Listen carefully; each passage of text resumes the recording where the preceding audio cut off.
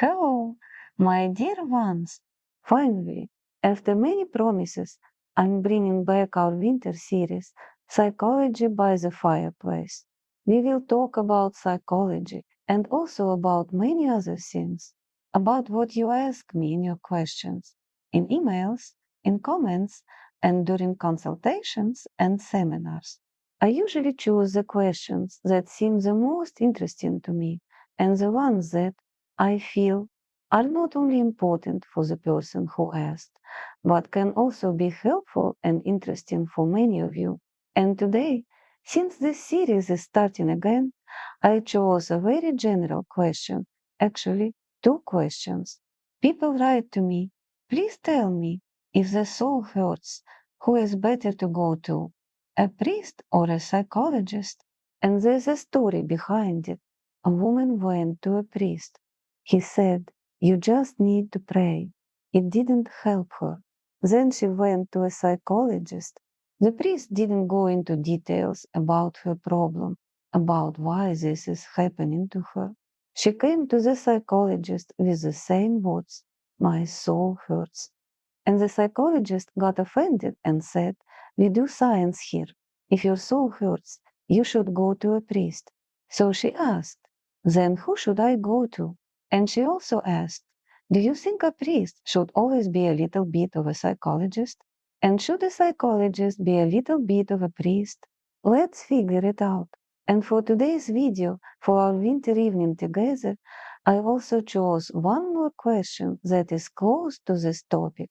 People write, I'm very interested in psychology. Please tell me, how did it appear as a science? I couldn't find information about it. In fact, you can find this information online. But let's connect these two questions because they truly touch the very essence of psychology and its place among the sciences and how it was formed. In general, at first psychology was seen as a science of the soul. In the beginning, there wasn't even a term psychology. In a moment, we'll get to how this word appeared. We can actually trace it historically. At first, it was simply the reflections of ancient philosophers about the soul, and then the very word soul as something metaphysical, the main core of a person, the essence of their energy and life, immortal and beautiful, connecting them with the Creator. This idea began to appear more in theology, but step by step, a science also started to form, psychology. And the first time we can trace this term historically is with Rudolf Goclenius. He used the word psychology, and this usage dates to 1590. Only then did the term officially appear, although it still wasn't seen as a science that studies the soul, the psyche, and a person's mental states. It was still more of a philosophical term. But later, in 1879, almost 300 years after the term first appeared, we can point to psychology as a science. Wilhelm Wundt in Leipzig opened the first psychological laboratory. And hooray! We can say that psychology as a science was born. I always repeat, psychology is a science of the soul. That's literally what the word means. Psychology is knowledge about the soul. But here we are no longer talking only about reflections. We are talking about the human psyche, a person's inner states, their inner world, as something we can study, understand, and help with. Of course, we do not correct the soul, because the soul is a metaphysical concept. But we can help a person adjust how they interact with the world, their mental states, their feelings, their emotions, gently and carefully.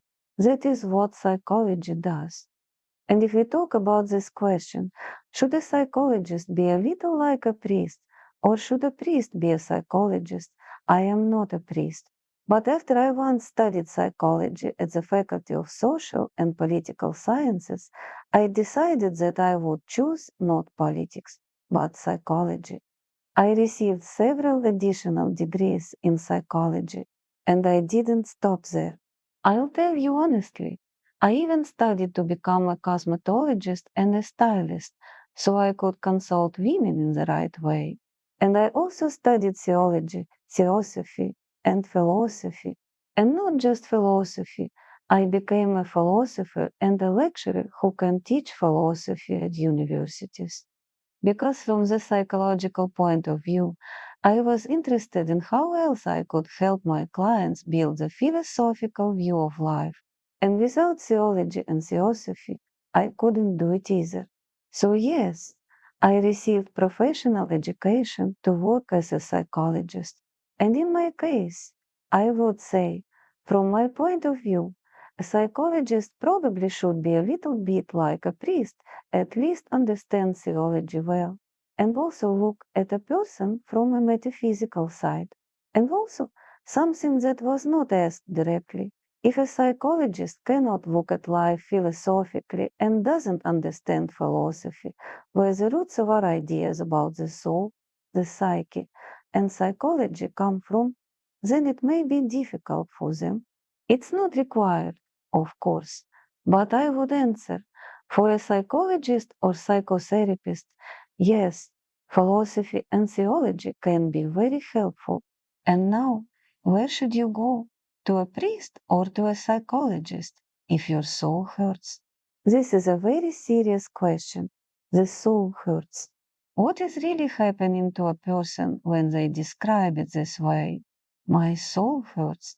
It means there is some inner conflict, some disharmony. As Jung liked to say, a person lives past themselves. In other words, a person is not living their true life, and they feel that their self, what Jung studied deeply and what helped psychology understand what a human being truly is not in harmony. A person is wholeness. A person is the self, and something is not right, and it hurts when it's not right. Why does this happen? How? What is it? We will also talk about neurosis, I think, during this season of our Psychology by the Fireplace evenings. But in general, if your soul hurts, you should go where it calls you. If you are a very religious person and you come to church and feel better there, if you feel a stronger connection with God there, then that may be the right place for you. Maybe your home is full of noise and daily rush, and it's hard to talk to God or pray there. Then it can be easier in church. And if you have a priest you truly trust, a person who gives off positive energy, who can be an example of faith and connection with the Creator, and through confession or through the sermon you join that feeling and you sense healing of the soul, that is wonderful and you should go there. And this does not cancel working with a psychologist as well, if you also want that. But don't expect the priest to analyze your psychological processes, your mental processes. That is not their task. You go there so your faith becomes stronger, and so your connection with the Creator becomes stronger, your experience of that connection, because you are always connected, and that you heal your soul through this bond. And going to a psychologist? Yes, you can go additionally, especially if you don't belong to a specific religious tradition, if you were not raised in a religious culture, and you don't feel that connection. Although through your conscience, through everything kind and bright inside you, you are still always connected with God. But if you want to understand yourself better, what is not right, where you may have gone in the wrong direction in life, maybe you are around the wrong people, maybe you are in the wrong job, maybe your conscience troubles you, maybe you have resentment stuck inside you and you cannot move through them. Forgive them, then you can work with a psychologist. Just don't expect a psychologist to act like a priest and simply say, let's pray and you'll feel better. A psychologist, even a very religious psychologist, must follow ethics. When we study and receive a diploma, we are strongly warned. We have no right to impose our worldview on our clients or patients. In psychotherapy and even in psychiatry combined with psychotherapy, you may hear patients, but it's the same rule. You cannot impose your personal view on the person who came for help, because the work of a psychologist or psychotherapist is the opposite, to gently return a person to themselves, not to force our own idea of what is right. For a psychologist, there is no absolute right and wrong. The goal is to help a person return to their self, to become whole. Or we may not be able to do it, and then we are not helping. But if we tell a person where to go and what path to choose, then we are pushing our own opinion. We may understand things clearly for ourselves, but not for another person. So don't put the psychologist's job on the priest, and don't put the priest's job on the psychologist. Look for the people who truly help your soul, the people you trust. Trust on the path to God and trust on the path to yourself, which, in fact, is also your union with God, your feeling of it, and your path to your own self, because your whole life you are moving toward God, even though you are already united with Him, meaning you are moving toward love. What is God? Yes, if we speak from the Christian tradition, because I live within the Christian tradition, then God is love. God is love. And you move towards this understanding and learning. In any situation, through any crisis, psychological or life crisis, you still learn to love and not betray what is kind, bright, and compassionate within you. That's the best I could do. I answered these two questions with this video. And if something is still unclear for you, then write your questions. Send them to the email we will put under this video, and of course, I will gladly record something for you this season. Something that interests you, something you truly need, and something that will really help you. That's it, my dear ones. I love you. Bye bye.